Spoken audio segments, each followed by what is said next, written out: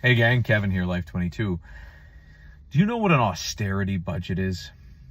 Probably not, right? Most people don't know what that is. Well, only in New York is a pretty unique town, in city, in that we have in our charter no contingency plan if a budget doesn't get passed, and that is it's a way of checks and balances. It's not a bad thing to not have it. In this situation, it's a way to keep certain people on their toes and keep power in balance, if you will. The austerity budget happens when you go beyond April 15th to pass a budget. The mayor presents this common council a budget on February 15th, and then they deliberate over it, and they've got roughly 2 months. By April 15th, they should have passed a budget, at which point you can send it up for public comment. There has to be a public hearing. There are many more council meetings involved as well.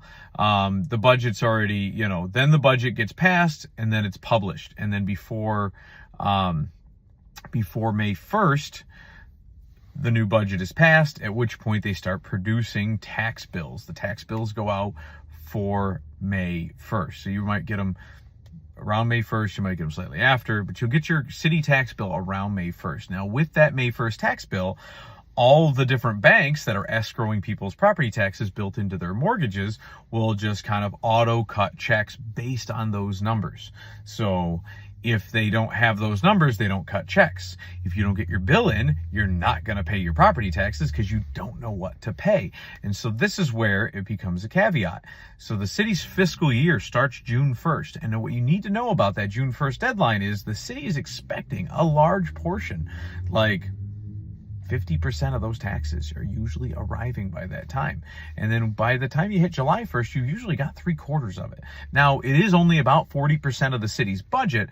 The problem is that you're creating a budget based on all of your income sources, and it spreads out throughout the year. So you might get a ton of it right at the beginning of the year, and if you spend it all at the beginning of the year, you don't have it to cover payroll and things like that are consistent costs throughout the year. So one of the big issues is that they're going to start with the austerity budget. They essentially start furloughing employees. Essentially, it's a government shutdown. And in my time here in the city, I've never seen this happen. Now, maybe I was under the age of 18 when it happened. I'm not sure. I actually have to do the research and find out the last time this happened, if it's ever happened at all. We've discussed it when I was on the council. It never came to fruition. Sometimes you get sticking points in the budget and you're like, you know what, screw you. We're going to vote no on this budget. And it always ends up passing until now. And so now the Common Council has not passed a budget. They're discussing it tonight, probably exactly this time now that you're watching this video, or the time that I'm actually recording this video. They are discussing it. Now, if they don't pass a budget, we run the risk of going into austerity, right? So into an austerity budget, which is an economic term that means strict or stringent, something like that. Yeah, anyways. The austerity budget is what we would try to avoid, but it is a necessary tool to accomplish the end game, which is getting the budget where the council wants it. Sure, it's presented by the mayor, but it is the council's budget. So if the council wants changes, they can change it. The council can also pass the budget and then deplete any line item that they would like. The mayor can veto any action of the Common Council, and then the veto can be overruled by majority of the council. So there's a lot of different things at play here. So if you're new to the game of local Olean politics and chess, you are going to have to kind of stay with me here because it's just a lot to throw at you. So the austerity budget means that only emergency services personnel, police, fire, some street crews, some of the DPW staff, probably a good portion of water and the sewer division, those guys are going to end up having to work because we need running water, right?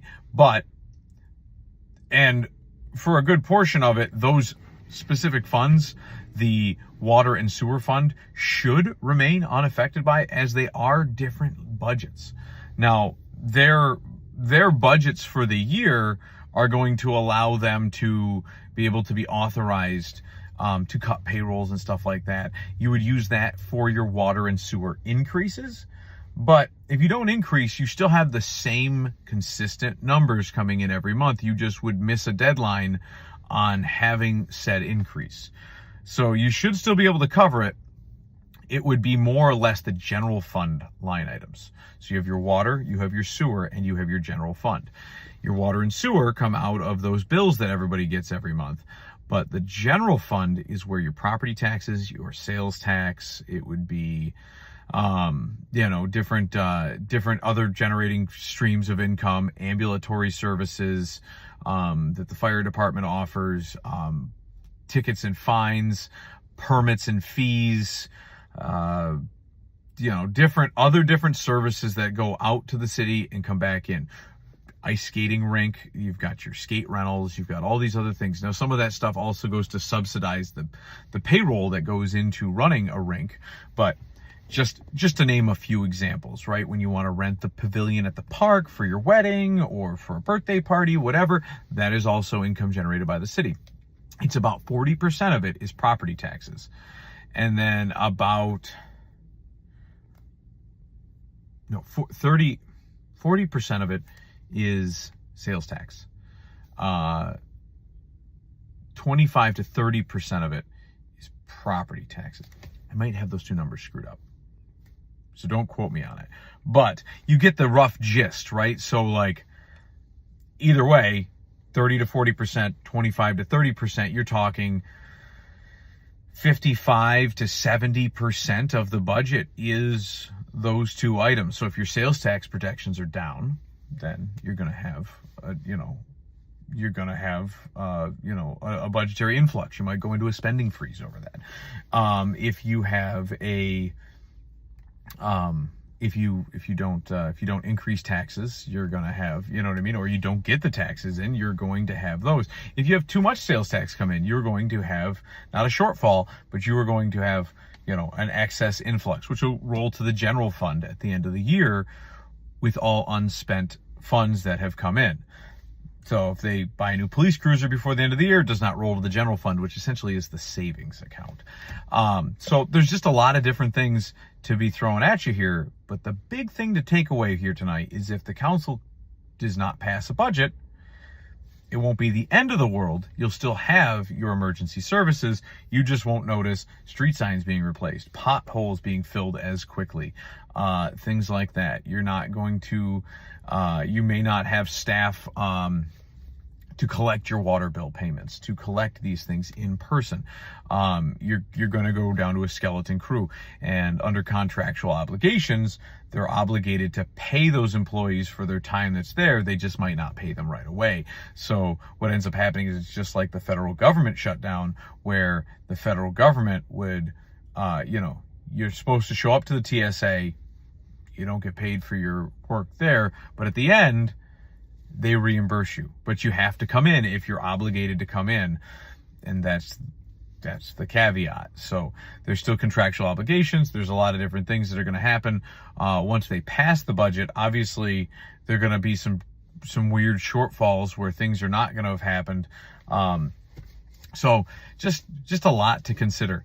Now, if you're on the council and you are put in a predicament like this, where you say, no, I am not voting on this budget because of this, and that, I think it is a very valid point to not compromise on your principles over something as being held at essentially, political gunpoint to, do somebody else's bidding, right? Because it is your budget. You own it as a council. So you need to make sure that it's yours and it's something that you can vote for. It doesn't mean that you can't make compromises. It doesn't mean that you shouldn't try to come out with the best thing possible for the community, but you're on a deadline. You're on a crunch, and we've already missed that deadline. And so we are running dangerously close into missing a lot of the other deadlines, like publication and getting these things passed before June 1st. And so they may not go into a furlough type situation in an austerity budget if there's enough funds in the account. So let's say that they don't pass the budget. They pass the budget middle of May. Now everything is a month behind, right? They passed the budget. Now they have to do all the hearings and the meetings and the public, the public hearings.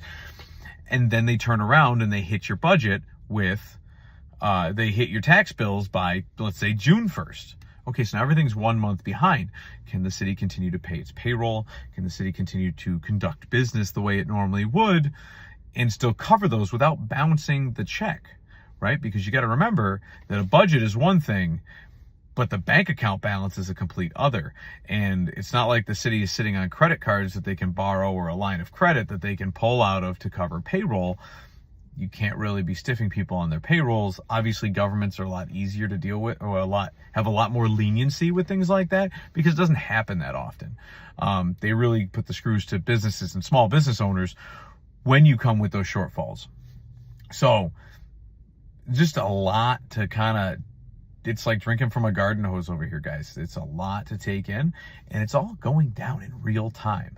So I know this isn't a live video. This is a recorded video to give you the quality and Kevin's handsomeness that you would always like to see. But also, I also want to make sure that it's crisp, it's clear, there's no clipping out. You have the full audio, and you can understand what I'm saying. And I know I talk fast. You can slow it down. If you don't think I'm talking fast enough, you can speed it up. There's plenty of things that you can do with a non-live video. But that said, there is a lot going on. It is an intense time here. And so, like, you can understand why the general public, constituents, concerned citizens, people that are employed by the city might have a lot of anxiety, because it's the anxiety is created by the fear of the unknown, right? If you don't know, if things are ambiguous and you don't know what's going to happen, you don't know if you're going to get your paycheck next week, you don't know what's going to happen. There's a lot of craziness, a lot of changes are happening. People are getting their jobs cut. You can see why that would happen, or even the potential of their jobs being furloughed. That can cause a lot of anxiety and a lot of animosity. And so, but it's better if every single person educates themselves on how the system works, how the process works, and then we can work through it together. But know that it's not just the council, it's a budget that the mayor presents, and it is a process in which the council has to negotiate amongst themselves to get to a process and get to a final product that they are willing to accept and get behind and pass as a whole for the betterment of the city. And you don't want to compromise on your principles. The reason that you elected these individuals from each ward is because they stood on principles that you or a majority of people in your ward saw something in them and said, hey, this is somebody I want to make decisions for me. And so you've got to kind of put a little bit of faith in that process that they're making the best decisions for you because you elected them, or at least a majority of people in your area did. And now they are going to the table, working together with each other to come up with a budget based on what they're presented by the mayor. So throwing that out there to you guys, it is very intense. We'll keep you posted. I'm catching up on all the prior council meetings that I've neglected to review for you, and I'm going to start making my way through that so that you've got something to reference back to. And then we'll also be keeping you posted with future events and outcomes of all of this turmoil. So stay tuned, guys. Life22 signing out.